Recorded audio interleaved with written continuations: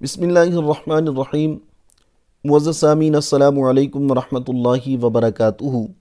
آج ہم اس مسئلہ پر گفتگو کریں گے کہ مسلمان جو ہیں ان کی قبروں کے اوپر بیٹھنا، ان کی توہین کرنا اور قبر کے سامنے ہوتے ہوئے نماز پڑھنے کا کیا حکم ہے۔ تو سب سے پہلے تو یہ بات سماعت فرمائیں کہ شریعت مطہرہ کے اندر مسلمان جو ہیں ان کی قبروں کی تکریم اور ان کا ادب کرنا جو ہے اس کا حکم دیا گیا ہے۔ آقا کریم علیہ الصلوۃ والسلام کے فرامین آپ کے سامنے رکھتا ہوں جس سے اس مسئلہ کی وضاحت ہو جائے گی۔ پہلی روایت ابو داؤد شریف کے اندر موجود ہے، الفاظ یوں ہیں: ان ابی ہریرہ قال قال رسول اللہ صلی اللہ علیہ وسلم لئن یجلس احدکم علی جمرۃ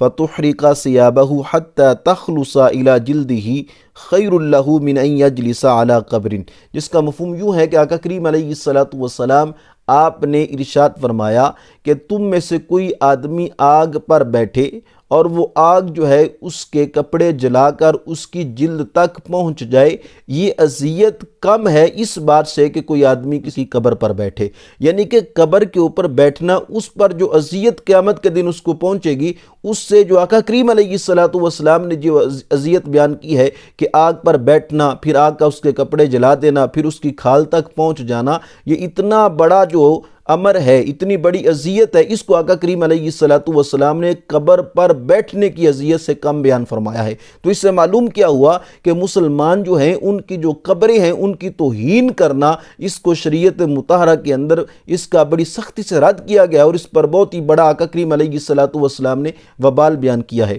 اور اسی طرح آقا کریم علیہ الصلوۃ والسلام آپ کا ایک اور فرمان عالی شان آپ کے سامنے رکھتا ہوں جس سے اس مسئلہ کی مزید وضاحت ہو جائے گی۔ یہ حدیث مبارکہ جامع ترمذی کے اندر موجود ہے، الفاظ یوں ہیں: ان ابی مرثد